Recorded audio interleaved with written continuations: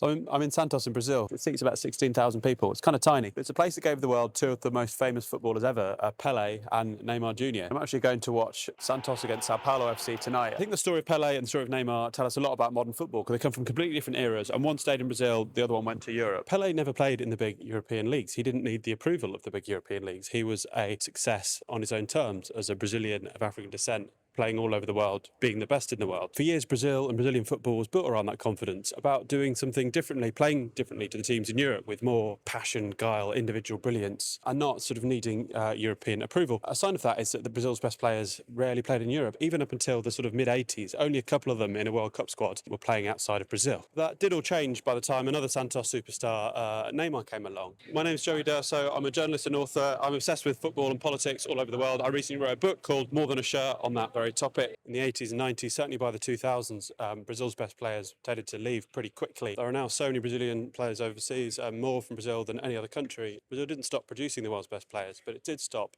hanging on to them, which is just a slightly different thing, you know. It's not better or not worse, it's different. And modern Brazilian clubs are kind of based around exports. A huge part of revenue is selling players to Europe. And Santos, you know, aren't just a standalone club in the same way.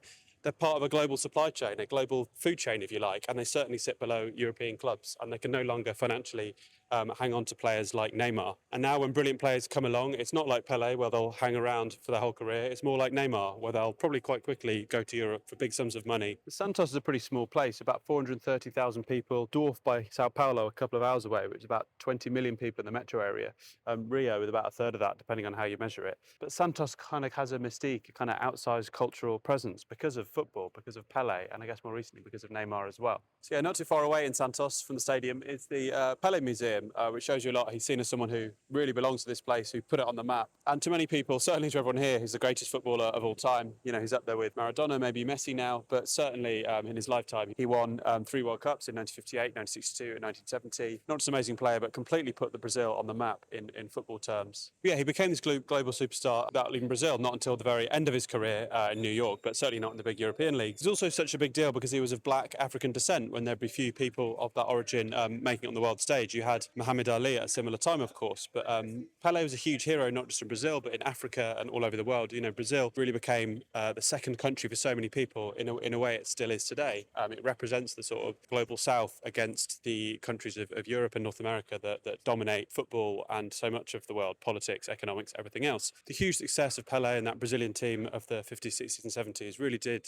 represent something bigger and mean so much to the city of Santos. Everything around here is black and white. The walls of the stadium here, bars behind me, even all the cars, which is probably a coincidence. I don't think this export thing is necessarily, I'm sure it can be framed as sort of Brazilian decline, but I don't think it is decline. Brazil, it's still a country completely synonymous with football around the world. Okay, they haven't had a great time at World Cups in the last couple of decades, but still the most successful country at World Cups. Brazil turning into an export market is a sign of Brazilian footballers becoming really valuable, and also tells you, I guess, that European football has become so rich that it can afford to buy Brazilian players. But for me, it also tells a story about Brazil as an exporter in general, not just footballers, but iron ore, soybeans, coffee. Brazil, whose economy has done pretty well over the last few decades with a lot of bumps along the road, has become this sort of exporting superhouse. Players like Neymar tell that story. And you know, Brazil doesn't leave its mark on world football by having the most famous clubs around the world or by attracting players from other countries to play here. It has it by having the best players, you know, and I think broadly Brazil has had better players than any other country over the last century of football. But yeah, value is created here. Value is created in places like Santos, even if it might be ultimately realised somewhere else like Barcelona or like Paris. We are seeing a bit more now this trend of players returning. Neymar Jr. is back here. He's playing for Santos. Annoyingly, he is injured, so I won't see him play tonight, but he is here. He's only 33 years old. He's not completely past it, but he chose to return Brazil for the end of his career. Another good example of Lucas Paquetá, who just went from West Ham in the Premier League to Flamengo. There were lots of Premier League clubs interested in him, but he chose to return to Brazil. Shows, you know, Flamengo have got a lot of money at the moment. This still doesn't really tend to happen at all in players' peaks. They tend to live out their best years in Europe and then come back to Brazil for the symbolism, for the romance, for the whatever. But still, maybe it's a little bit optimistic that it's happening. I'm really getting poured on. I didn't expect this from